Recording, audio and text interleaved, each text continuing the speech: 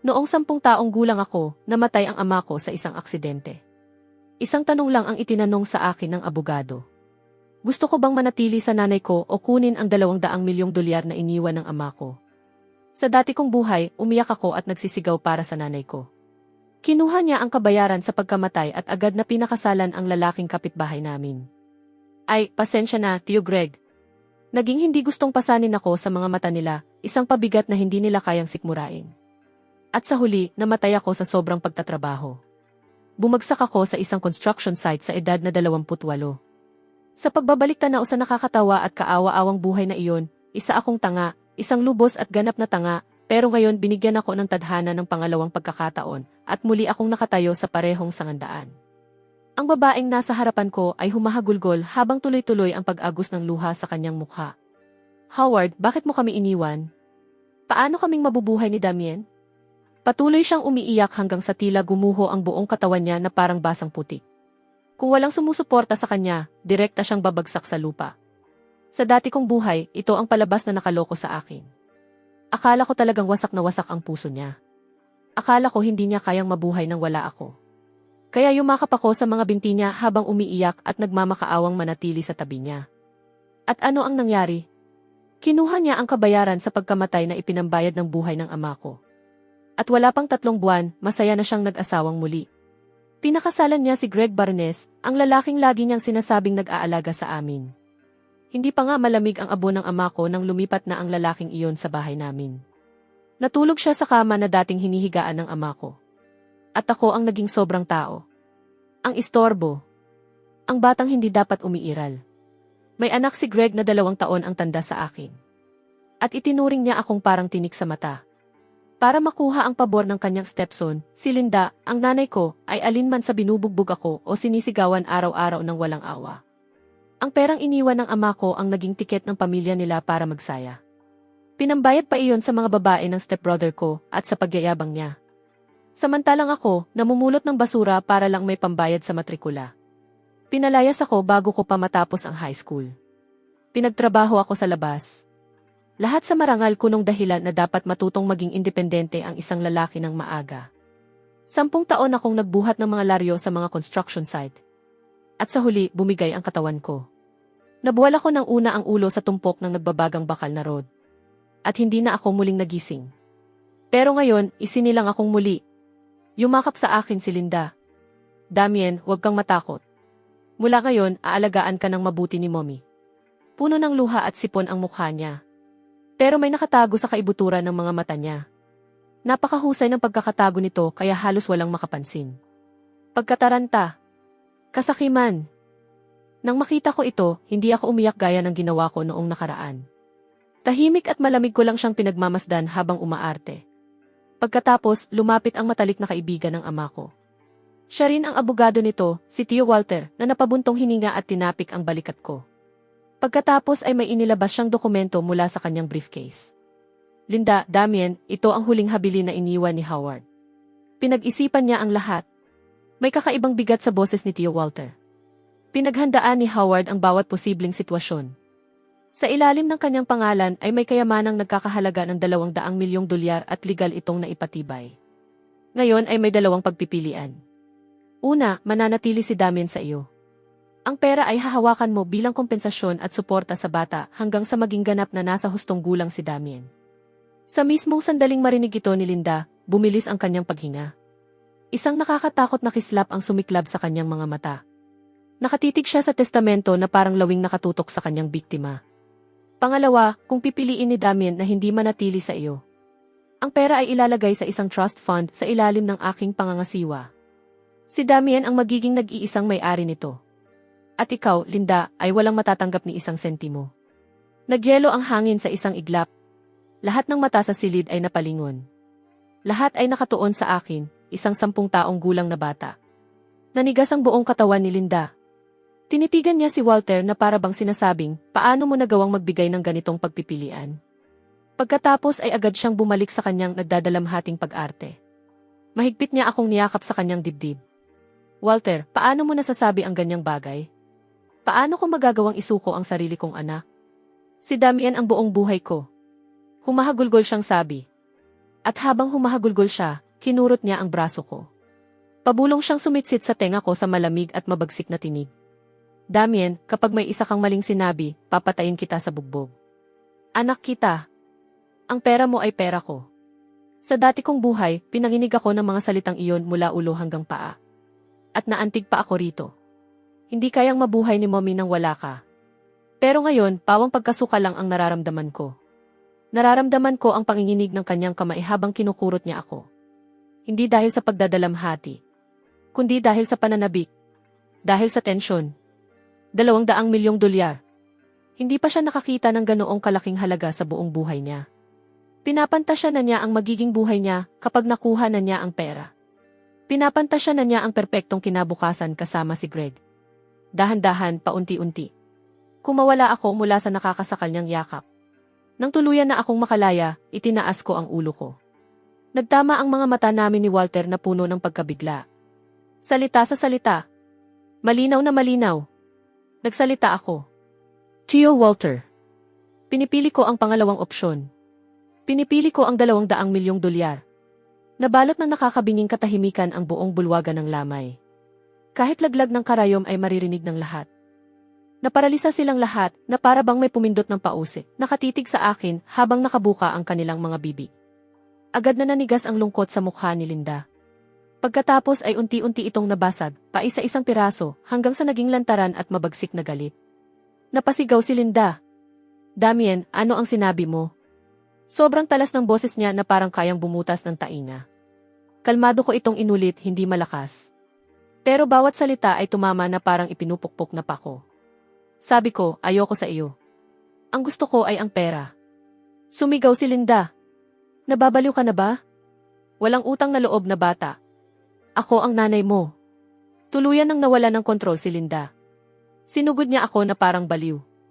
Itinaas niya ang kamay niya para sampalin ako sa mukha. Pero nahawakan ng isang malaking kamay ang kanyang pulsuhan. Kay Walter ang kamay na iyon at bakal sa lamig ang kanyang mukha. Linda, pakalmahin mo ang sarili mo. Ito ang bulwagan ng lamay ni Howard at ito ang sariling desisyon ni Damien. Ano bang alam ng isang bata? Ikaw ang nag-udyok sa kanya na gawin ito. May pagkadiring itinaboy ni Walter ang kanyang kamay. Ulitin ko ito sa huling pagkakataon. Ito ang huling habilin ni Howard. Mayroon itong buong legal na bisa. Dahil nakapagdesisyon na si Damien, agad kong sisimulan ang mga legal na proseso. Mula sa sandaling ito, hindi ka na niya legal na tagapag-alaga. Tuluyang natulala si Linda. Nakatitig siya sa akin, puno ng lason ang kanyang mga mata. Para bang nakatingin siya sa mortal niyang kaaway. Marahil ay hindi niya maintindihan kung paano biglang naging ganito kalamig at kakaiba ang dati niyang mahiyain at masunuring anak. Hindi ko na siya pinansin. Lumapit ako kay Walter at hinila ang manggas niya. Tio Walter, alam na ba ito ni Dad noon pa man? Sa pagkarinig ng mga salita ko, malakas na napakislot ang katawan ni Walter. Lumuhod siya at tumingin ang diretsyo sa mga mata ko. Matapos ang mahabang katahimikan, tumango siya habang puno ng lungkot ang mukha. Napakatalinong tao ng tatay mo. Mahal na mahal ka niya. Dahil sa isang pangungusap na iyon, namula ang mga mata ko. Tama. Napakatalino ng tatay ko. Paanong hindi niya makikita ang tunay na pagkatao ni Linda? Gusto lang niyang magkaroon ako ng buo at masayang pamilya, kaya tiniis niya ang lahat ng tahimik. Hanggang sa madyagno siya ng nakamamatay na sakit at paubos na ang oras niya. Doon lamang niya inihanda ang daan ng pagtakas na ito para sa akin. Napakatanga ko sa dati kong buhay. Sa sarili kong mga kamay, sinira ko ang huling regalong iniwan ng pagmamahal ng ama ko. Pero sa pagkakataong ito, hindi na ako magkakamali. Pinili ko ang $200 milyong. Sa huli, kinaladkad ng mga kamag-anak si Linda palabas. Ang mapuot na tingin sa kanyang mga mata habang umaalis siya ay nakaukit magpakailanman sa alaala ko. Pero wala akong pakialam kahit kaunti. Sa mismong sandaling ginawa ko ang pagpiling iyon, naputol na ang ugnayan naming dalawa. Galit na lamang ang natira. Si Walter ang naging bago kong tagapag-alaga. Isa siyang tapat at mapagkakatiwalaang tao. Pagkatapos ng libing ng ama ko, isinama niya ako sa bahay niya upang doon manirahan. Ipinakita niya sa akin ang isang mahabang listahan ng mga investment. Mga proyektong sinaliksik ng tatay ko kasama niya bago ito namatay. Pero diretsong nilaktawan ko ang huling pahina. Tio Walter, ibenta mo ang lahat ng nasa mga unang pahina. Nagulat si Walter. Damien, puro blue chip stocks ang mga ito. Maingat na pinili ng tatay mo ang mga ito. Napakatatag ng mga ito. Umiling ako. Masyadong mabagal. Iniunat ko ang daliri ko. Itinuro ko ang listahan. Sa ilang pangalang walang gaanong dating. Ilagay mo ang lahat ng pera sa mga kumpanyang ito. Nakunot ang noo ni Walter. Panglotech. Lere Trade Holdings. Anong mga kumpanya ang mga ito? Hindi ko pa nga narinig ang mga pangalang ito. Damien, hindi laruan ang pag-invest. Tio Walter, nagtitiwala ka ba sa tatay ko? Sandali siyang natigilan. Siyempre naman. Tumango siya. Kung ganoon, magtiwala ka sa akin sa pagkakataong ito. Sinabi ito sa akin ang tatay ko sa panaginip. Iyon ang pinakapalpak na dahilan na naisip ko. Pero tumingin si Walter sa mga mata ko. Mga matang masyadong kalmado at masyadong mature para sa isang 10 taong gulang na bata. At kahit walang lohika, tumango siya. Ang hindi niya alam ay ito.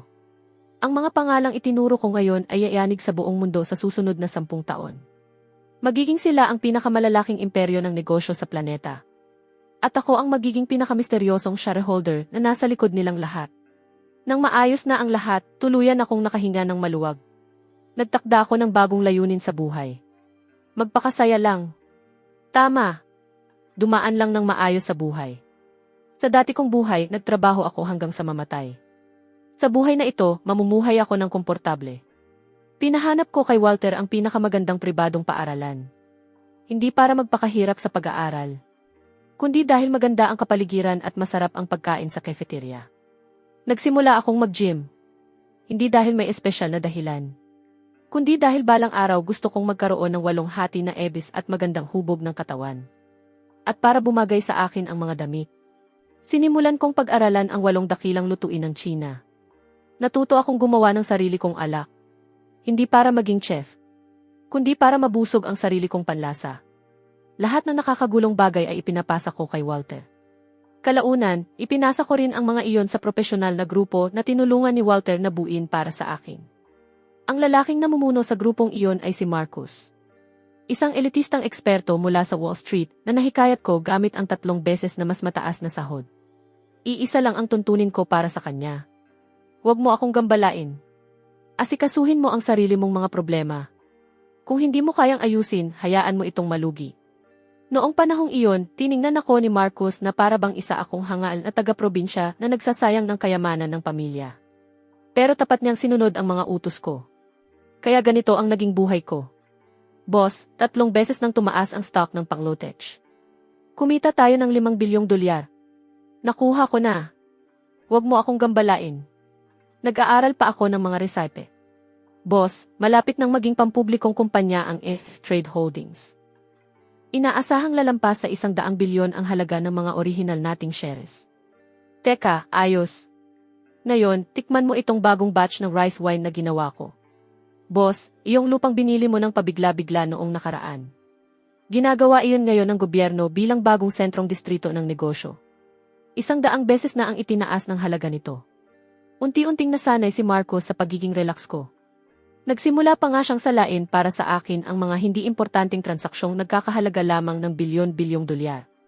At lalo lang akong lumalim sa landas ng maginhawang pamumuhay. Parang lumulobo ng walang tigil ang yaman sa ilalim ng pangalan ko. Pero manhid na ako sa mga numerong iyon. Ang tanging interes ko ay kung paano magiging mas komportable ang buhay ko. Naging isa akong misteryosong alamat sa mga pinakamayayamang tao sa mundo.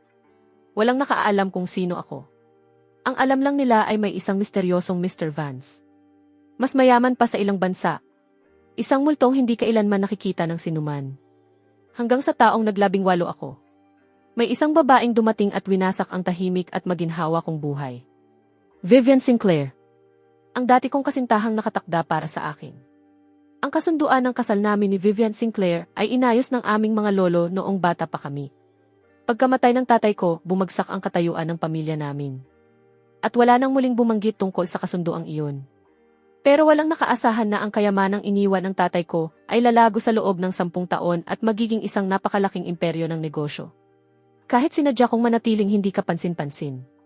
Nakuha pa rin ang pagbabalik ng kapangyarihan ng pamilya Vance ang atensyon ng pamilya Sinclair. Kaya sa mismong araw ng ika-18 kaarawan ko, Personal na dinala ni matandang Mr. Sinclair ang kanyang pinakamamahal na apo sa harapan ko. Sa marangal kunong dahilan ng pagtupad sa orihinal na kasunduan ng kasal. Ang unang pagkakataon na nakita ko si Vivian Sinclair ay sa sala ni Walter. Suot niya ang isang puting bestidang formal at eksaktong akma sa kanya. Maayos na nakatali ang mahaba niyang buhok. Walang kahit isang hibla ang naliligaw sa ayos. Banayad ngunit perpekto ang kanyang makeup. Maganda siya, walang duda. Pero para rin siyang isang tipak ng yelo. Naglalabas ng malamig na presensyang nagsasabing lumayo ka. Siya ang perpektong larawan ng isang makapangyarihang babae. Pinalaki bilang tagapagmana ng pamilya. Makatwiran, matatag, kalmado. Ayon sa mga balita, nakakuha siya ng 2 doctorate bago sumapit ang edad na 20. Kinuha niya ang pamamahala ng negosyo ng pamilya sa edad na 22.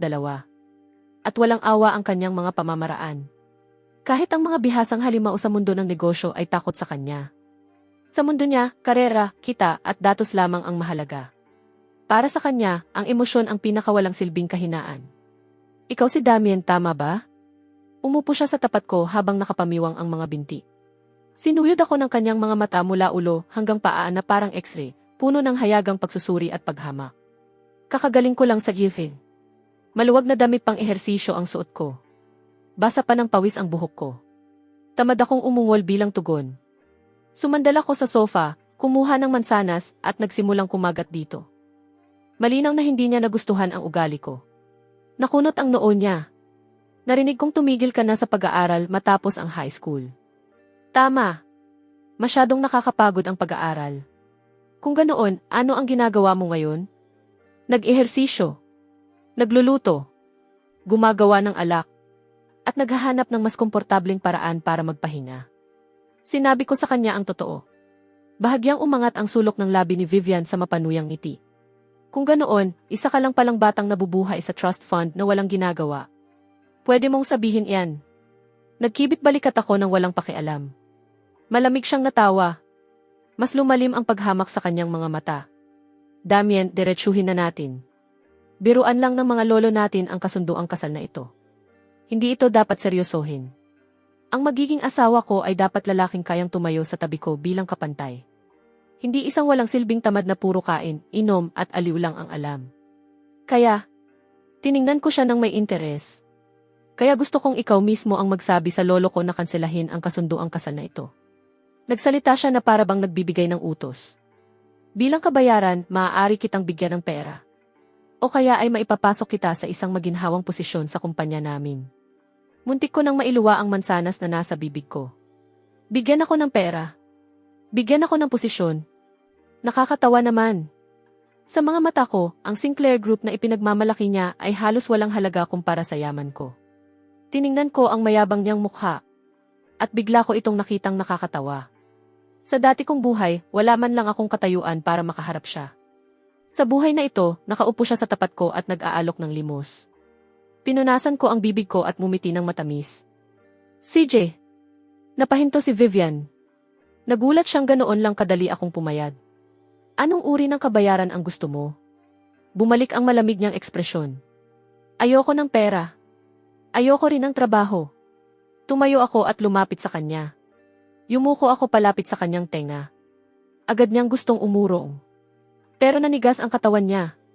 Naamoy ko ang malamig na pabango sa kanyang balat. Ibinaba ko ang boses ko. Sa lakas na kaming dalawa lang ang makaririnig. Sinabi ko, gusto kong ikaw mismo ang magsabi sa lolo mo na hindi ka karapat-dapat para sa akin. Biglang lumiit ang kanyang mga balintataw. Marahil ay hindi pa siya nakarinig ng ganoong kayabang na salita sa buong buhay niya. Tinulak niya ako palayo at tumayo. Namula sa galit ang maganda niyang mukha. Damien, wag mong abusuhin ang pasensya ko. Abusuhin? Ang respeto ay pinaghihirapan. Hindi ito basta ibinibigay. Muli akong umupo sa sofa at nag-cruise ng mga binti. Binibining Sinclair. Ikaw ang unang tumingin ng mababa sa akin. Hindi ba tama? Masama siyang tumitig sa akin. Ano ba ang nagagawa ng mga taong gaya mo bukod sa ipinanganak na mayaman? Maghapon lang nakatambay. Palutang-lutang sa buhay habang naghihintay mamatay. Ano ang pinagkaiba mo sa isang parasito? Ang pinagkaiba ay masaya ako. Ikinalat ko ang mga kamay ko. Buhay ko ito. Ako ang masusunod. Hindi tulad ng ibang tao na namumuhay na parang isang makinang eksaktong kumikilos. Kinakalkula ang kita at lugi sa bawat emosyon. Malinaw na tumama ang mga salita ko sa maselang bahagi niya. Namutla ang mukha niya. Mariin niyang ikinuyom ang mga kamao niya. Magkaiba tayo ng landas. Ako na mismo ang magkakansela ng kasunduang kasal. Mula sa araw na ito, wala na tayong anumang kinalaman sa isa't isa. Tumalikod siya at umalis nang hindi man lang lumingon. Ang mapagmataas na anyong iyon ay parang isang talunang sis na tumatangging yumuko. Lumabas si Walter mula sa kanyang silid-aralan. Puno ng pag-aalala ang mukha niya. Damien, hindi ba masyado kang padalos-dalos? Malaki ang impluwensya ng pamilya Sinclair sa kabisera. Tio Walter, huwag kang mag-alala. Siya ang gustong makipaghiwalay sa kasunduang kasal. Hindi ko siya pinalayas. Bukod pa roon, isang taong hindi man lang makapagpasya tungkol sa sarili niyang pag-aasawa. Gaano ba talaga siya kalakas? Tumingin ako sa direksyong pinagdaanan ni Vivian. Walang kahit anong pagbabago sa mga mata ko. Sa dati kong buhay, isa siyang buwan na nakasabit ng mataas sa kalangitan. Wala man lang akong karapatang tumingala sa kanya. Pero sa buhay na ito, sa mga mata ko, isa lang siyang kaawa-awang babaeng nakakulong sa hawla ng kanyang pamilya. Inaabangan ko kung anong klaseng pagbagsak ang ipapakita niya. Siguradong magiging napakasayang panoorin iyon. Mabilis ding natapos ang gulo tungkol sa kasunduang kasal. Tinupad ni Vivian ang kanyang salita. Sa loob lamang ng ilang araw, opisyal na inihayag ng pamilya Sinclair na kanselado na ang kasunduan. Masaya kong sinalubong ang katahimikan at ipinagpatuloy ko lang ang maginhawang pamumuhay ko. Patuloy pa ring tumatawag si Marcos na parang relo ang pagiging eksakto. Araw-araw niyang inuulat kung ilang maliliit na layunin na nagkakahalaga ng milyon-milyon ang naabot ko. Lumobo na ang personal kong yaman hanggang sa nakakatakot na antas na hindi ko na kayang abalahing bilangin. Pero araw-araw pa rin akong nagsusuot ng murang damit pang ehersisyo. Nagmamaneho ng ordinaryong sasakyan at paikot-ikot lang sa gift at palengke.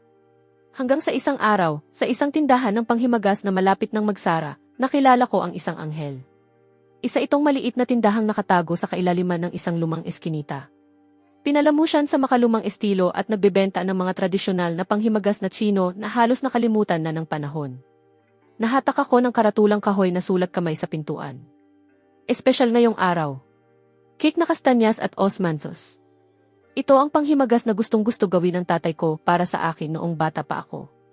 Itinulak ko ang pinto. Malinaw na tumunog ang kampanilyang nakasabit dito. Isang dalagang nakasuot ng mapusyaw na berdeng damit ang lumabas mula sa kusina. Umaabot hanggang baywang ang mahaba niyang buhok. Wala siyang make-up sa mukha. Isang bahagyang pagtataka at pagkalito ang dumaan sa kanyang ekspresyon. Sa mismong sandaling makita ko siya, lumaktaw ang tibok ng puso ko. Isa iyong kakaiba ngunit napakagandang pakiramdam. Hindi siya kapansin-pansin at dominante tulad ni Vivian. Para siyang isang malinaw at payapang bukal ng tubig. Dalisay, malinis. Sa isang tingin pa lang sa kanya, nakakaramdam ka na ng kapayapaan. May natitira pa bang cake na kastanyas at osmanthus? Tanong ko. Bahagyang tuyot ang boses ko nang lumabas iyon. Kumurap ang dalaga. Pagkatapos ay ngumiti siya ng banayad. Parang simoy ng tagsibol na dumadampi sa ibabaw ng lawa at lumilikha ng maliliit na alon. Meron pa. Maupo muna kayo. Ilalabas ko agad. Maganda rin ang boses niya. Malambing at matamis. Humanap ako ng upuan sa tabi ng bintana at umupo. Hindi nagtagal, lumapit siya habang may dalang isang maselang plato ng mga pastry. Maingat niya itong inilapag sa harapan ko. Ang mga cake na kastanyas ay hinubog na parang mga bulaklak ng plum. At may mga kristal na asukal na osmanthus sa ibabaw. Hindi mapigilan ang matamis nitong halimuyak. Kumuha ako ng isa at isinubo. Ito iyon. Eksaktong parehong lasa. Katulad ng ginagawa ng tatay ko noon. Isang mainit na damdamin ang umakyat mula sa kaibuturan ng dibdib ko. Biglang nanubig ang mga mata ko nang walang babala. Kumusta? Masarap ba? Umupo ang dalaga sa tapat ko. Nakapatong ang baba niya sa kanyang mga kamay habang nakatingin sa akin nang may pag-asang nakasulat sa kanyang mga mata. Napakasarap, taimtim kong sagot. Eksaktong kapareho ng lasa ng gawa ng tatay ko. Talaga? Biglang lumiwanag ang kanyang mga mata. Ang recipe na ito ay minana pa mula sa lola ko. Sabi niya, kakaunti na lang ang marunong gumawa nito ngayon. Siguradong kahanga-hangang tao ang lola mo. Ipinagmalaki niyang iniangat ang dibdib niya. Totoo iyan. Ako si Lily. Akin ang tindahang ito. At ikaw? Ako si Damien. Nag-usap kami na parang matagal ng magkaibigan. Parang ilang taon na kaming magkakilala. Nalaman kong malalim ang pinagmulan ng kanilang pamilya. Ang mga ninuno nila ay mga kusinero ng imperyo, kaya mula pagkabata ay napalibutan na siya ng mga tradisyonal na sining na ito. Hindi niya gusto ang karaniwang buhay opisina mula umaga hanggang hapon kaya binuksan niya ang maliit na tindahang ito. Para mapanatiling buhay ang magagandang lasa ng nakaraan. Habang nagkukwentuhan kami, napansin kong nakakagulat kung gaano magkapareho ang mga paniniwala namin. Pareho naming gusto ang mabagal at payapang pamumuhay at pareho rin kaming halos matigas ang ulo sa pagmamahal sa tradisyonal na kultura. Noong hapong iyon, nanatili ako sa maliit na tindahan ng panghimagas na iyon. Nakipag-usap sa kanya ng maraming oras. Bumubuhos ang sikat ng araw mula sa bintana papunta sa kanya at binabalot siya ng gininto ang liwanag. Pinagmamasdan ko kung paano kumikislap ang mga mata niya kapag nagsasalita at ang maliliit na ngiting kusang lumilitaw nang hindi niya namamalayan. May kung anong bahagi sa loob ko ang unti-unting napupuno at bigla ko itong naramdaman. Ang dati kong matigas na puso, ang pusong tumanda dahil sa muling pagsilang, unti-unti nang lumalambot muli. Mula sa araw na iyon, naging bago kong tambayan ang tindahan ng panghimagas ni Lily. Araw-araw akong pumupunta roon, walang palya. Minsan para tikman ang bagong panghimagas na ginawa niya. Minsan para sa isang tasa ng saan na siya mismo ang nagtimpla. Pero kadalasan, tahimik lang akong nakaupo roon at pinagmamasdan siyang magtrabaho. Palagi siyang abala dahil siya lang mag-isa ang nagpapatakbo ng tindahan.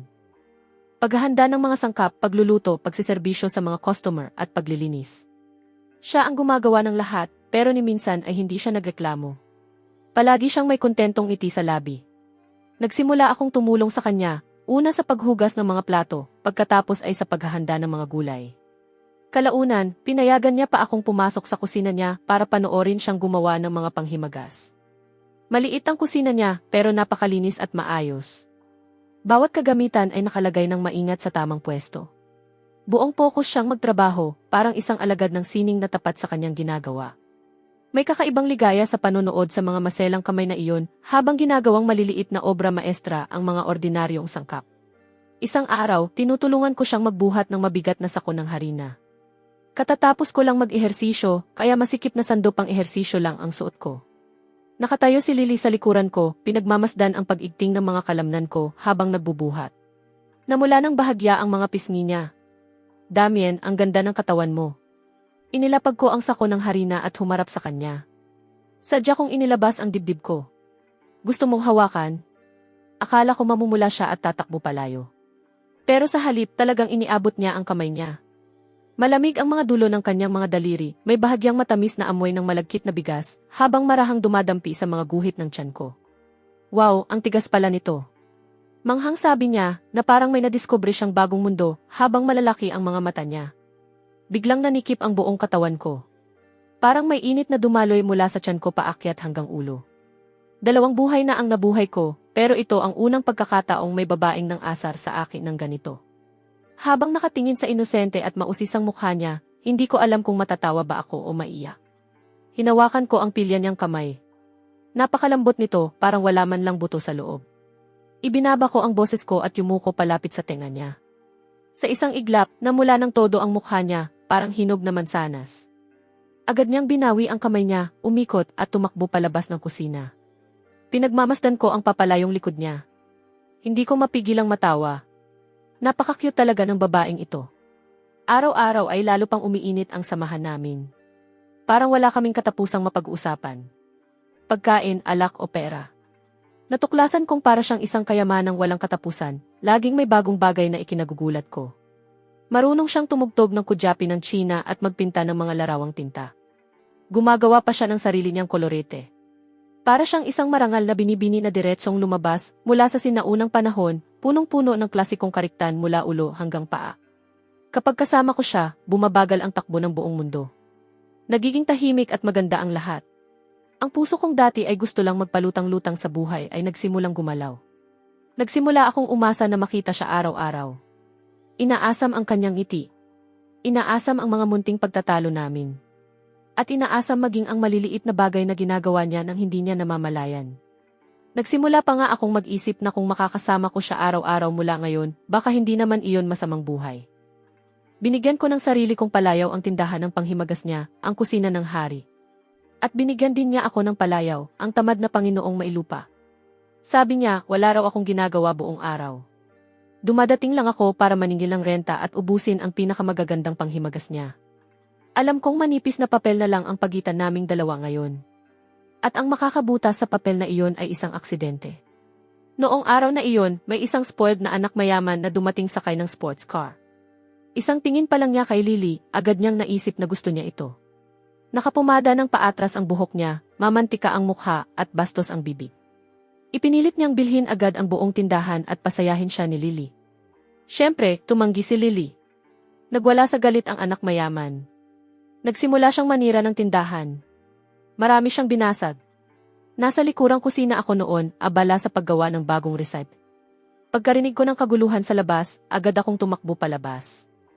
At nakita kong wasak ang tindahan. Namumutla sa takot ang maliit na mukha ni Lily. Biglang sumabog ang galit sa loob ko. Sa 2 buhay na nabuhay ko, hindi pa ako kailanman nagalit ng ganito. Tumayo ako sa harap ni Lily. Malamig ang mga mata kong nakatutok sa gagong iyon. Lumayas ka. At sino ka naman para makialam sa negosyo ko? Itinuro ng loko ang daliri niya sa mukha ko. Wala akong sinabi. Inilabas ko lang ang telepono ko at tinawagan si Marcos. Marcos, alamin mo ang may-ari ng plaka ng sasakyang ito. Sa loob ng 5 minuto, gusto kong mawala sa kabisera ang kumpanya niya at ng pamilya niya. Natigilan ang loko. Pagkatapos ay humalakhak ng malakas. Pinatatawa mo ako. Akala mo ba pelikula ito? 5 minuto para mawala ang pamilya namin? Alam mo ba kung sino ang tatay ko? Tahimik ko lang siyang tiningnan. Parang nakatingin sa isang patay na tao. Wala pang 3 minuto, tumunog ang telepono niya. Sinagot niya ito. Agad na nawala ang ngiti sa mukha niya. Ano? Dad? Ano nang sinabi mo? Naka-freeze ang mga account ng kumpanya? Kinansela ang lahat ng partnership natin? Paano nangyari iyon? Sino? Sino ba ang nabangga natin? Nanginginig sa takot ang boses niya. Pagkatapos ay lumuhod siya ng malakas sa sahig. Nabitawan niya ang telepono. Tumingala siya sa akin. Ang mga mata niya ay parang nakakita ng halimaw. Nanginginig ang mga labi niya pero walang salitang lumalabas. Maaari ka nang umalis ngayon? Mahinahon kong sabi. Agad siyang gumapang palabas. Hindi na niya inabalang kunin pa ang mamahalin niyang sports car. Muling tumahimik ang tindahan. Nakatitig sa akin si Lily. Puno ng pagkabigla ang magaganda niyang mga mata. At may bahid din ng paghanga. Ikaw. Humarap ako sa kanya. Kumirot ang puso ko habang pinupunasan ang mga luha sa mukha niya. Huwag kang matakot. Nandito ako. Bago pa siya makasagot, yumuko ako at hinalikan ang kanyang mga labi. Eksakto silang kasing lambot ng naisip ko. May daladalang banayad na tamis ng asukal na osmanthus. Sa una, nanigas siya. Parang isang munting usa na biglang nagulat. Pagkatapos, unti-unti siyang nag-relax at medyo alanganing gumanti siya ng halik. Magaan iyon, banayad, pero tumama iyon sa puso ko na parang kidlat.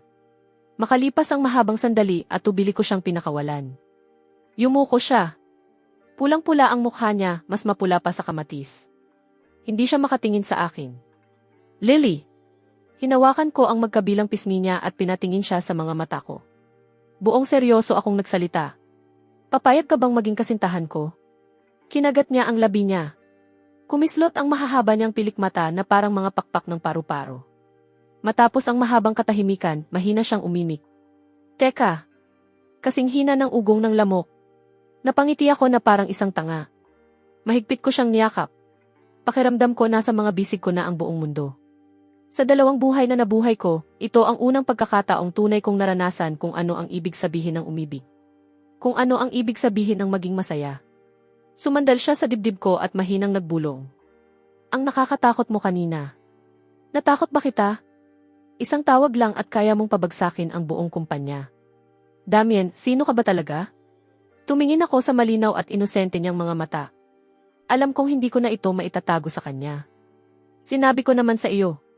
Isa akong tamad na Panginoong Mailupa. Tinapik ko ang ilong niya. Nagkataon lang na marami akong lupa. Maingat kong ikinuwento sa kanya ang tungkol sa buhay ko. Siyempre, pinili ko lang ang mga bahaging dapat niyang malaman. Hindi ko sinabi ang tungkol sa muling pagsilang. Sinabi ko lang na nag-iwan ng malaking mana ang tatay ko. At ginamit ko iyon sa ilang investment. Pagkatapos ay kumita ako ng kaunting pera. Kumurap si Lily. Kaunting pera? Ang kaunting pera mo kayang magpalugi ng kumpanya sa loob ng 5 minuto. Gaano ba kaliit ang sinasabi mong kaunti? Nag-isip ako sandali. Pagkatapos ay ipinaliwanag ko sa paraang maiintindihan niya. Siguro kaya kong bumili ng 10,000 tindahan ng panghimagas na gaya ng sa iyo. Malakas siyang napasinghap. Matagal siyang nagbilang sa mga daliri niya. Pagkatapos ay tumingin siya sa akin ng tuluyang natulala. Isa kang daang bilyonaryo. Tumango ako. Natahimik siya. Kinabahan ng bahagya ang puso ko. Natatakot akong lumayo siya dahil sa napakalaking agwat ng mga mundo namin. Pero matapos ang mahabang katahimikan, bigla siyang nagtaas ng ulo. Seryoso ang mukha niya. Damien, makinig kang mabuti. Mula ngayon, ang pera mo ay pera ko. At ang pera ko ay pera ko pa rin. Sandali akong natulala. Pagkatapos ay malakas akong natawa. Binuhat ko siya at inikot-ikot sa ere. Kung ano ang gusto mo, iyon ang masusunod. Pinuno ng kusina ng hari. Nahilo siya sa kakaikot. Kaya ang nagawa na lang niya ay kumapit sa lig ko habang tumatawa ng parang mga kampanang pilak. Alam kong hindi ako nagkamali ng pinili. Mahal ako ni Lily dahil sa kung sino ako. Hindi dahil sa kinang ng kayamanang kasama ko. Mula nang maging kami ni Lily, na puno ng kulay ang maginhawa kong buhay. Magkasama kaming gumagawa ng mga bagong panghimagas. Magkasama kaming gumagawa ng bagong alak. Kinakalagkad niya ako sa mga palengke tuwing umaga. At nakikipagtawaran siya sa mga tindero, kahit 1 sentimo lang ang pinag-uusapan, hanggang sa mamula ang mukha niya sa kakapilit. Dinadala ko siya sa mga restaurant may 3 Michelin star para matikman niya ang mga lasa mula sa iba't ibang panig ng mundo. Mahilig siyang humawak sa tiyan ko, sinasabi niyang ang sarap daw nitong hawakan, parang labahang tabla. Gustong-gusto ko ang tingin sa mga mata niya kapag nadadala siya ng emosyon. At gustong-gusto ko ring panoorin ang mga pisngi niyang namumula sa hiya. Matamis at dikit kami sa isa't isa, gaya ng karaniwang magkasintahang nagmamahalan. Sinasabi ni Marcos na mamamatay na siya sa sobrang kaswitan na nakikita niya araw-araw. Boss, ito ang kasunduan sa pagkuha ng Universal Holdings. Kailangan mo itong pirmahan. Iwan mo lang dyan. Ginagawan ko muna si Lily ng sopas na peras na may batong asukal. Boss, ito ang paanyaya sa hapunan mula sa maharlikang pamilya ng Europa. Tanggihan mo. Manonood kami ng scene ni Lily. Boss, gustong makipagkita sa iyo ni Binibining Sinclair mula sa Sinclair Group. May gusto siyang pag-usapang kasunduan. Nang banggitin ni Marcos ang pangalang Binibining Sinclair, maingat niya akong sinulyapan. Bahagyang natigil ang kamay ko. Vivian Sinclair. Matagal ko nang hindi naririnig ang pangalang iyan. Magaan kong sinabi. Ano naman ang gusto niya sa akin? Ipinaliwanag ni Marcos. Nagkakaroon ng problema sa cash flow ang Sinclair Group. Kailangan nila agad ng malaking investment. Narinig nila ang tungkol sa Vance Capital at gusto nilang humingi ng pakikipagtulungan sa atin. Ang Vance Capital ang kumpanyang pang-investment na ipinagawa ko kay Marcos. Ang pinakamaliit at pinakatahimik na sulok ng napakalawak kong imperyo ng negosyo. Pero kahit ang maliit na sulok na iyon ay isang higanteng kailangang tingalain ng Sinclair Group. Talagang nagbago na ang takbo ng panahon. Ang mayabang na reyna ng yelo na dati nagsabing hindi ako karapat-dapat para sa kanya.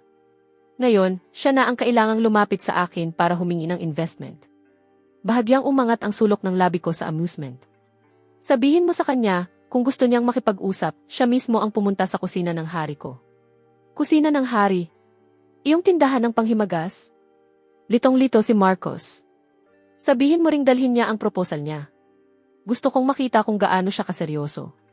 Talagang gusto kong makita kung anong magiging ekspresyon ni Vivian kapag nakita niya ako kasama si Lily. Kapag nakita niyang ang walang silbing tamad na dati niyang hinahamak ay naging taong kailangan na niyang tingalain. Habang iniisip ko iyon, lalo akong nasasabi. Nang dumating si Vivian, nasa likurang kusina ako at gumagawa ng paboritong siopaw na may sabaw at alimasag na pula ni Lily. Nakasuot ako ng puting uniforme ng kusinero, may apron na nakatali sa baywang. May harina pa sa mga kamay ko. Nakayakap si Lily sa baywang ko mula sa likuran na parang munting pusa. Nakapatong ang baba niya sa balikat ko. Palihim niyang kinukuha ang alimasag na pula na kakasingaw ko lang habang inuutos-utusan ako. Pangit ang mga tupi nito. Ulitin mo. Ay. Lalabas ang sabaw. Ang tanga mo naman. Ito, pasado na. Bilang pinuno ng kusina, inaaprubahan ko ito. Hinahayaan ko lang siya.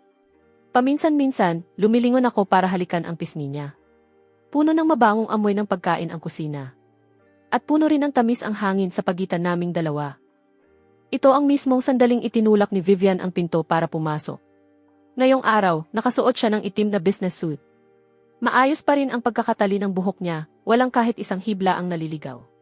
Makikita sa mukha niya ang pagod at pag-aalala, pero pilit pa rin niyang pinananatili ang tindig ng reyna ng yelo na punong ekotibo.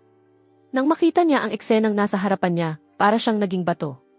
Kahit sa pinakamaligaw niyang imahinasyon, hindi niya maiisip na ang maalamat, hindi maabot, at makapangyarihang pinuno sa likod ng Vance Capital ay ang walang silbing tamad na minsan niyang hinama. At mas lalong hindi niya maiisip na ang walang silbing tamad na iyon ay kasalukuyang nakasuot ng apron sa kusina ng isang maliit na tindahan ng panghimagas. Nagluluto ng pagkain para sa isang babae gamit ang sarili niyang mga kamay. Habang ang babaeng iyon ay mahigpit na nakayakap sa kanya sa paraang malinaw na nagsasabing, akin siya. Agad na namutlang parang multo ang mukha ni Vivian. Ang mga matang dati laging kalmado at laging makatwiran ay napuno ng pagkabigla, pagkalito, at isang bakas ng kaguluhang hindi man lang niya napansin sa sarili niya. Binibining Sinclair, nandito ka na pala. Nagkunwari akong ngayon ko lang siya napansin. Pagkatapos ay pinunasan ko ang mga kamay ko, hinubad ang apron, at binati siya ng walang init o lamig sa boses. Iniluwa ni Lily ang ulo niya mula sa likuran ko at sinuri si Vivian mula ulo hanggang paa. Pagkatapos ay pabulong siyang nagtanong. Damien, sino siya? Mukha siyang nakakatakot. May pumunta lang para magmakaawa. Umiti ako at pinisil ang ilong niya. Hindi napigilan ni Lily ang matawa. Samantala, mabilis na nagpalit-palit ang kulay ng mukha ni Vivian mula puti, naging berde, saka naging pula. Mariin niyang ikinuyom ang mga kamao. Bumaon ang mga kuko niya sa mga palad niya. Halos kagatin niya ang mga salita habang nagsasalita. Damien, wag mong abusuhin ang pasensya ko. Abusuhin ang pasensya mo. Tinaasan ko siya ng kilay. Binibining Sinclair, kung tama ang alaala ko, ikaw ang nagsabing wala tayong kinalaman sa isa't isa. At ngayon, ikaw itong pumupunta sa pintuan ko. Kung hindi para magmakaawa, para saan ka narito? Hinawakan ko ang kamay ni Lily at inakay siya palabas. Pagkatapos ay naglagay ako ng isang basket ng bagong luto at umuusok pang siopaw na may sabaw sa harapan niya. Tikman mo habang bagong hango sa steamer. Pagkatapos noon, dahan-dahan akong lumingon kay Vivian at sinenyasan siyang maupo. Binibining Sinclair, maupo ka. Sabihin mo kung ano ang ipinunta mo rito. Pabaliwala at kaswal ang tono ko. Para bang nakikipag-usap lang ako sa isang taong walang halaga. Malayong-malayo ito sa negosasyong inasahan niya. Walang tensyon. Walang sagutan ng matitinding salita. Tanging lubos na dominasyon lamang. Lantaran, ganap at walang kapantay. Huminga ng malalim si Vivian at pinilit na pakalmahin ang sarili niya. Humila siya ng upuan at umupo sa tapat ko. Pagkatapos ay naglabas siya ng makapal na folder mula sa kanyang bag at itinulak ito papunta sa akin. Mr. Vance, ito ang 5 taong plano sa pag-unlad ng Sinclair Group, kasama ang aming panukalang pagpupondo para sa round na ito. Umaasa akong. Tumigil ka. Itinaas ko ang kamay ko at pinutol ang sasabihin niya. Binibining Sinclair, sa tingin ko may isang bagay kang nalilito. Ano? Sa ngayon, ikaw ang nagmamakaawa sa akin. Hindi ako nagmamakaawa sa iyo. Sumandal ako sa upuan at dahan-dahang nagsalita. Wala akong interes sa plano mo. Isa lang ang gusto kong itanong. Itinuro ko si Lily sa tabi ko. Pagkatapos ay itinuro ko ang sarili ko. Sa tingin mo ba bagay kaming dalawa?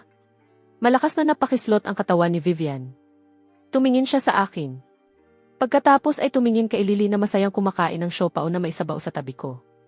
Gumalaw ang mga labi niya pero walang salitang lumabas. Bagay?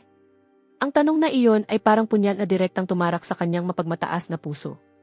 Ang lalaking nasa harapan niya ay gwapo, mayaman at makapangyarihan. Pero handang hawakan ang kamay ng isang ordinaryong babae at maupo sa tabi ng kalan para sa kanya.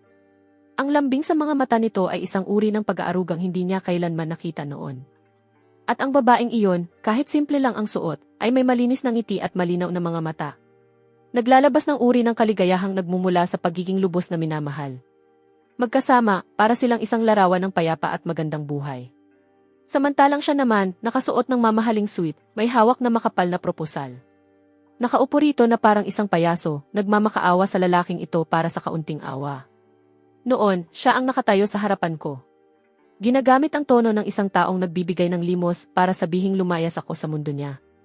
At ngayon, nagbaligtad na ang lahat. Nilamon siya ng napakalaking alon ng pangungutya ng tadhana at pagsisisi. Nadurog ang kanyang pagmamataas. Nadurog ang kanyang katwiran. Sa mismong sandaling ito, pinilit niyang magsalita. Paos at halos hindi makilala ang kanyang boses. Bagay na bagay kayo. Talaga ba? Ngumiti ako. Pero may naaalala akong isang taong nagsabing wala akong silbi. Parang isang parasito at hindi karapat-dapat para sa kanya. Tuluyan nang nawala ang huling bakas ng kulay sa mukha ni Vivian. Alam niyang pinapahiya ko siya.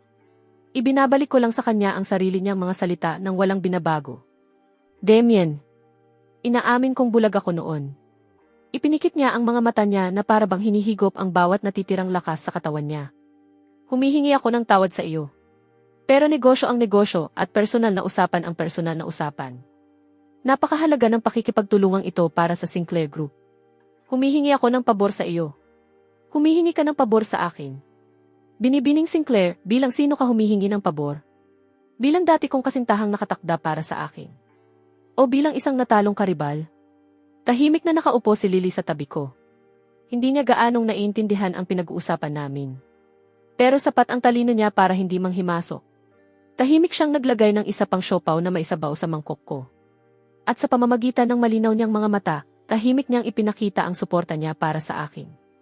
Ang maliit na kilos na iyon ang tuluyang sumira sa lahat ng depensang itinayo ni Vivian.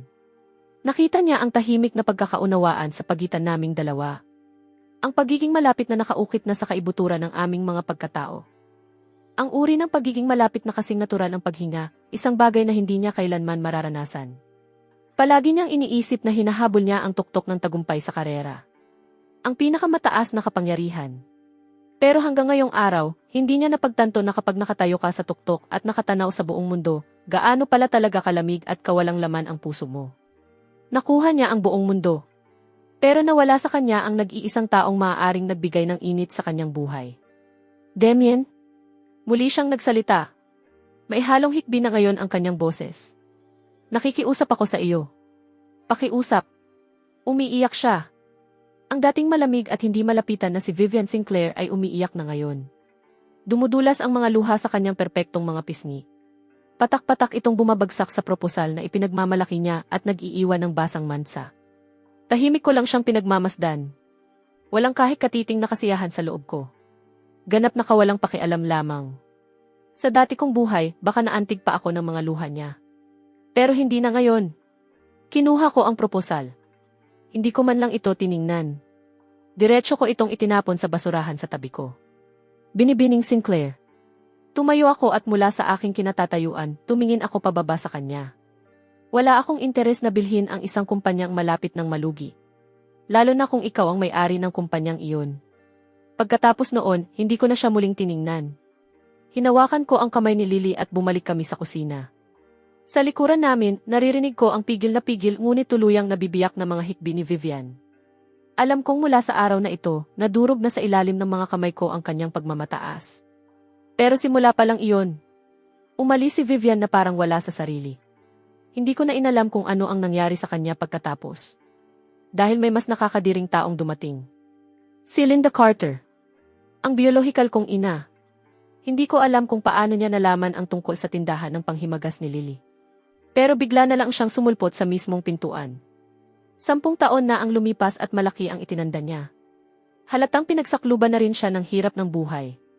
Ang babaeng dati may taglay pang kagandahan ay mayroon ng mga kulubot sa paligid ng mga mata. May mga hibla na rin ang puting buhok na nakahalo sa kanyang buhok. Nakasuot siya ng mumurahing damit na mabibili sa bangketa at kitang-kita sa mukha niya ang magaspang nakasakiman. Isang tingin pa lang, alam ko nang hindi naging maganda ang buhay nila ni Greg. Sa dati kong buhay, winasak nila ang perang iniwan ng tatay ko sa walang habas na paggastos. Nalulong si Greg sa pagsusugal at mabilis nilang inubos ang buong kayamanan. Sa buhay na ito, wala silang nakuhang pera mula sa tatay ko. Madali kong mahulaan na mas naging mahirap ang kalagayan nila. Sa sandaling makita niya ako, agad siyang sumugod. Para niya akong yayakapin gaya ng ginagawa niya 10 taon na ang nakalipas. May pagkadiri akong umiwas sa tabi. Damien, mahal kong anak. Sa wakas, nahanap ka rin ni Mommy.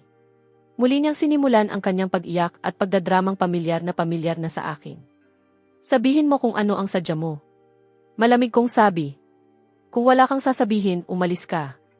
Damien, paano mo nagagawang kausapin ako ng ganyan? Alam ni Mommy na sinisisi mo pa rin ako. Pero may dahilan si Mommy noon. Si Greg at ako, sobra kaming naghirap nitong mga nakaraang taon. Naloko siya sa negosyo at nagkabaon-baon sa utang. Halos wala na kaming pambili ng pagkain ngayon. Damien, may narating ka na sa buhay. Hindi mo naman pwedeng pabayaan ang sarili mong ina. Pinunasan niya ang mga luha niya at nagsimulang ilabas ang lahat ng hinanakit niya. Parang handa na siyang lumuhod anumang sandali.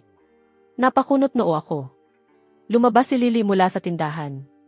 Pagkakita niya sa eksena, hindi niya alam kung paano mag-react. Damien, sino siya? Walang tao. Agad kong hinarangan si Lily sa likuran ko. Ayokong madungisan siya ng maruming eksenang ito. Napahiyaw si Linda. Itinuro niya si Lily. Paanong wala akong halaga? Ako ang nanay niya. Ang tunay niyang nanay. At sino ka naman? Isa ka bang mang-aagaw na sinusubukang akitin ang anak ko para makuha ang pera ng pamilya namin? Agad na namutla si Lily nang marinig iyon. Tuluyang dumilim ang mukha ko.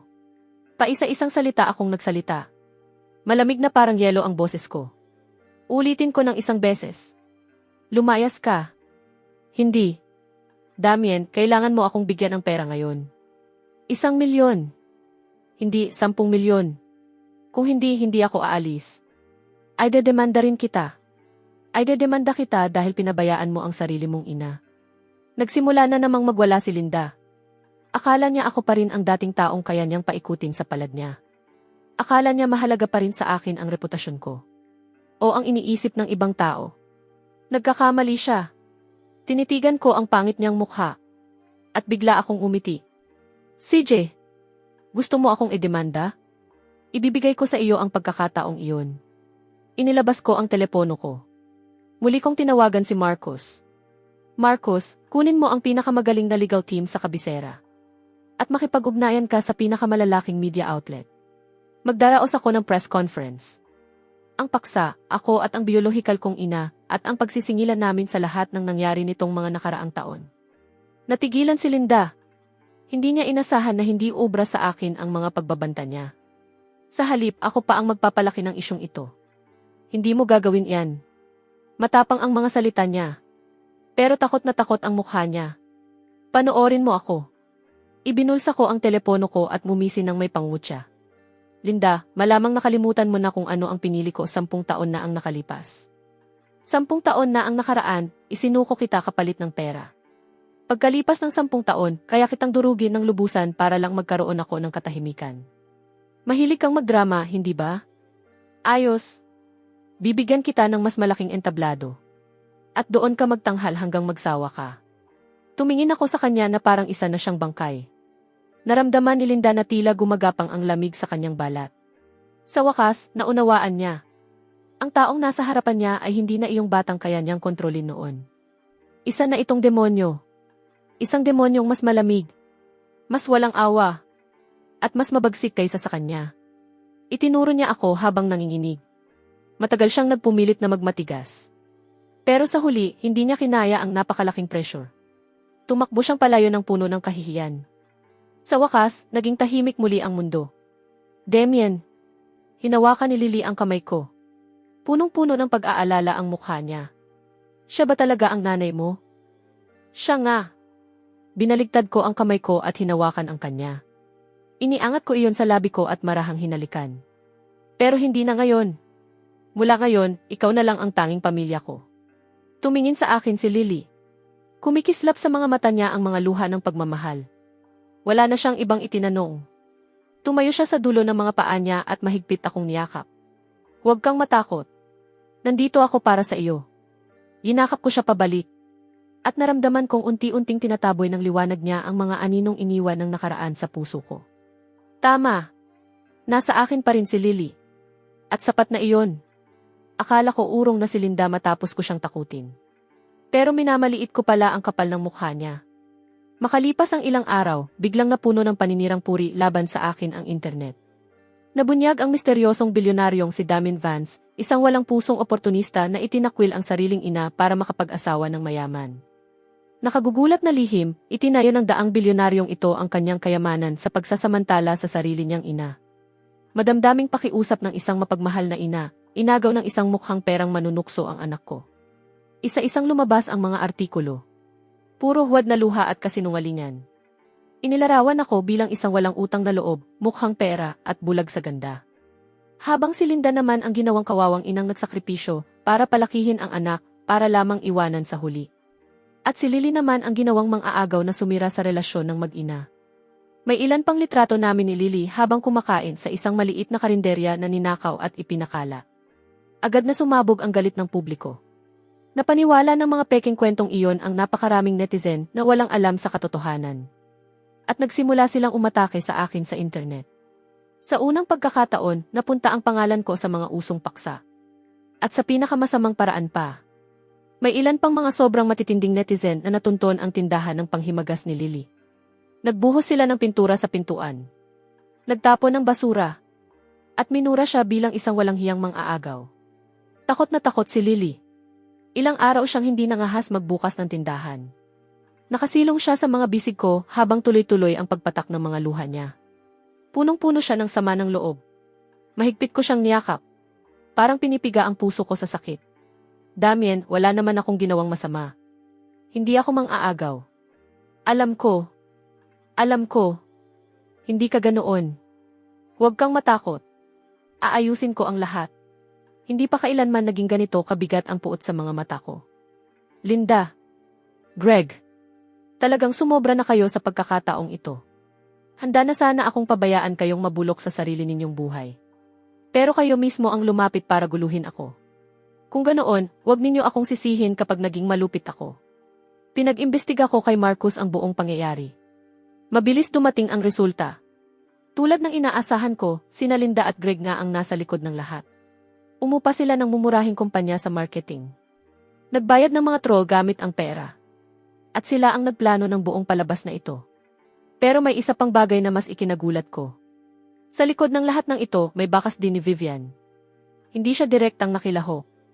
Pero ang kumpanya ng public relations na nasa ilalim ng pangalan niya ang isa sa pinakamalaking dahilan kung bakit lalong lumaki at kumalat ang iskandalo. Magaling. Talagang magaling. Ang isa ay ang walang hiya kong biolohikal na ina. Ang isa naman ay ang mapait kong dating kasintahang nakatakda para sa akin. Dahil gustong-gusto ninyong magsanib puwersa, sabay ko na kayong ibaba. Hindi ako nagmadaling linisin ang pangalan ko. Hindi ko rin sinubukang pababain ang mga usong paksa. Hinayaan kong lalo pang kumulo ang opinyon ng publiko. Gusto kong umakyat iyon ng pinakamataas na posible. Para mas masakit ang pagbagsak. Pagkalipas ng 3 araw, nang umabot sa sukdulan ang mga pag-atake sa akin sa internet, idinaos ko ang press conference na inihanda ko para kay Linda. Ang lugar ay ang pinakamalaking ballroom ng pinaka-eksklusibong 7 bituing hotel sa buong Kabisera. Inimbitahan ko ang daan-daang pangunahing media outlet mula sa iba't ibang panig ng bansa. Sa lawak nito, wala pang katulad na naidaos noon. Ipinasundo ko si Linda at dinala sa lugar. Marahil iniisip niyang susuko na ako. Nababayaran ko siya para matapos na ang lahat. May nakangising kumpiyansa sa mukha niya. Dumating din si Vivian. Nakaupo siya sa isang sulok na hindi gaanong kapansin-pansin. Gusto niyang makita kung paano ko tatapusin ang lahat ng ito. Nakasuot ako ng pasadyang ginawang mamahaling suit. Hawak ko ang kamay ni Lily habang sabay kaming naglalakad papasok. Mukhang medyo kinakabahan si Lily. Pinagpapawisan ang mga palad niya. Binigyan ko siya ng ngiting nakapagpapalakas ng loob. Sunod-sunod ang pagputok ng mga camera flash. Nilinaw ko ang lalamunan ko. Pagharap sa napakaraming mikropono at kamera, sinabi ko ang unang pangungusap ko. Magandang araw sa inyong lahat. Ako si Damien Vance. Inimbitahan ko kayong lahat ngayon dahil gusto kong magkwento. Isang kwento tungkol sa isang pagpili. Ikinuwento ko ang nangyari noong 10 taong gulang ako. Eksakto kung paano ito nangyari. Mula sa testamento ng tatay ko. Hanggang sa mga pagbabanta ni Linda. At hanggang sa desisyong pinili ko sa huli. Kalmado ko itong ikinuwento. Walang bahid ng emosyon. Para bang nagsasalay sa ilang ako ng isang bagay na walang kinalaman sa akin. Pero nabalot ng matinding katahimikan ang buong bulwagan. Natigilan ang bawat mamamahayag. Wala ni isa sa kanila ang nag-isip na ganito pala kasabog ang katotohanan. Agad na namutlang parang multo ang mukha ni Linda. Sinubukan niyang sumugod para makipagtalo. Pero mahigpit siyang pinigilan ng mga gwardyang inihanda ko. Siyempre, walang saysay ang mga salita kung wala namang ebidensya. Pinitik ko ang mga daliri ko. Umilaw ang malaking screen sa likuran ko. At nagsimulang tumugtog ang isang audio recording. Boses iyon ni Linda. Ang pagbabanta niya sa akin 10 taon na ang nakalipas sa bulwagan ng lamay. Kapag may mali kang sinabi, papatayin kita sa bugbog. Anak kita. Ang pera mo ay pera ko. Napakalinaw ng bawat salita. Ipinalabas ko iyon mula sa recorder na palaging dala ni Walter noon. Likas na mapaghinala ang tatay ko. Bilang pag-iingat, nire-record ni Walter ang lahat ng pag-usap noong araw na iyon. Hindi niya kailanman inisip na magagamit iyon balang araw. Sa sandaling marinig ang recording, sumabog sa ingay ang buong bulwagan. Lahat ng camera flash ay sabay-sabay na bumaling kay Linda. Na ngayon ay kasing kulay na ng abo ang mukha. Nagwala si Linda. Peke iyan. Ginawa lang iyan gamit ang teknolohiya. Umiti ako. Pek? Kung ganoon, peke rin ba ito? Nagpalit ang ipinapakita sa screen at nagsimulang tumugtog ang isang video. Wala pang isang buwan matapos mamatay ang tatay ko, makikita sina Linda at Greg sa isang mamahaling restaurant. Nagtataas sila ng mga baso at nagdiriwang. Linda, sinabi ko na sa iyo. Tanga ang batang iyon. Siguradong ikaw ang pipiliin niya. Anak ko siya. Ako ang nagsilang sa kanya. Siyempre kilala ko siya. Kapag nakuha na natin ang 200 milyong iyon, lilibutin natin ang buong mundo. Halika. Isang tagay para sa napakaganda nating kinabukasan. Sa video, masayang-masayang tumatawa ang dalawa. Napakaliwanag ng mga ngiti nila. Masakit tingnan ang sobrang liwanag. Ang kuhang ito ay ipinahanap ko kay Marcos gamit ang mga espesyal na paraan. Mula ito sa surveillance system ng restaurant. Hindi matitinag na ebidensya. Wala nang paraan para itanggi ni Linda ang anumang bagay. Bumagsak siya sa sahig na parang bunto ng putik. Hindi pa tapos. Malamig kong sabi. Patuloy na nagpakita ng mga bagong ebidensya ang screen. Mga kasulatan ng utang sa pagsusugal ni Greg. Mga record ng pagbebenta nila sa mga ari-ari ang naiwan ng tatay ko. Pati mga testimonya ng mga kapitbahay tungkol sa pang-aabuso nila sa akin noong bata pa ako. Isa-isa, piraso bawat piraso, nakagugulat at hindi maitatanggi. Ang sinasabing mapagmahal na ina. Ang sinasabing lihim na pagdurusa. Sa harap ng hindi matitinag na mga katotohanan, naging pinakamalaking katatawanan na maiisip. Ang buong press conference ay naging isang pampublikong paghatol kina Linda at Greg. At mula simula hanggang katapusan, isa lamang akong kalmadong tagapanood. Huminto ang screen sa isang dokumento. Deklarasyon ng pagputol ng relasyon ng ina at anak. Kinuha ko ang mikropono. Ako, si Damien Vance, ay formal na nagpapahayag. Umalingaw-ngaw ang boses ko sa buong bulwagan. Mula sa araw na ito, tuluyan kong pinuputol ang lahat ng ugnayan ko kay binibining Linda Carter. Mula ngayon, sa sakit man o sa kalusugan, sa kasal man o sa kamatayan, wala na kaming anumang kinalaman sa isa't isa. Huminto ako sandali. Pagkatapos ay muling nagsalita. At isa pa. Dumaan ang tingin ko kay Vivian na nakaupo sa sulok. Para sa lahat ng individual at organisasyong lumahok sa mapanirang kampanyang ito laban sa akin at sa aking kasintahang si Binibining Lily. Hahabulin ng legal team ko ang buong pananagutang legal nila. Kasama rito ang kumpanya ng public relations na nasa ilalim ng Sinclair Group. Malakas na napakislot ang katawan ni Vivian. Agad siyang nagtaas ng ulo at sinalubong ang malamig kong tingin. Unti-unting nawala ang kulay sa mukha niya. Alam niyang ito ang opisyal kong deklarasyon ng digmaan. At alam din niyang natalo na siya. Natalong wala ng paraan para makabawi.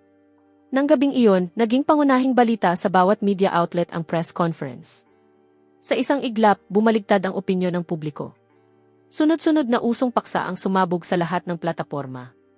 Naging mga itinaboy ng lipunan sina Linda at Greg. Kinasuklaman sila ng lahat. Hindi lang moral na pagkondena ang hinarap nila. Pati na rin ang legal na kaparusahan. Pandaraya, pang-aabuso sa bata, pamimiki ng ebidensya. Sapat ang lahat ng iyon para mabulok sila sa kulungan habang buhay. Nadamay rin ang Sinclair Group. Bumagsak ng 30% ang presyo ng kanilang mga stock sa loob lang ng isang gabi. At muntik na silang mabangkarote. Tuluyang nalunod sa problema si Vivian. Nagmakaawa siya kung kani-kanino para humingi ng tulong. Pero saan man siya lumapit, sarado ang mga pinto. Tutal, walang may lakas ng loob na banggain ako sa mga panahong iyon. Sa wakas, nalasap niya ang pait ng pagiging iniwan ng lahat. Napapaligiran ng mga kaaway sa bawat panig. Pagkalipas ng ilang araw, isang hindi inaasahang tao ang tumawag sa akin. Si Vivian iyon. Hindi na malamig ang boses niya. Punong-puno iyon ng pagod at pamamaos. Damien, natalo ako. Iyon ang unang bagay na sinabi niya. Tinatawagan kita, hindi para humingi ng awa. May isa lang akong gustong itanong. Kung noon ay hindi ko pinawalang bisa ang kasunduan natin, ikaw ba ang gagawa noon? Hindi. Agad ko siyang pinutol. Walang kahit katiting na pag-aatubili. Vivian, ni minsan hindi ka pumasok sa mundo ko. At hindi mo rin iyon kailanman magagawa. Dahil hindi mo ako kailanman naintindihan. Ang nakita mo lang ay kung ano ang inakala mong ako. Ang nagustuhan mo ay ang malakas na lalaking nabuo sa isip mo. Samantalang mula pa sa simula, ang gusto ko lang ay maging isang ordinaryong lalaking nagluluto para sa taong mahal niya. Matagal na katahimikan ang sumunod sa kabilang linya. At sa huli, isang mahinang buntong hininga lang ang narinig ko. Tunog iyon ng isang pusong nadudurog. Naiintindihan ko. Iyon lang ang sinabi niya.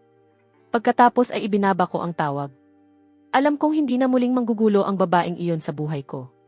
Marahil, bubuin niya muli ang sarili niyang imperyo ng negosyo sa sarili niyang paraan.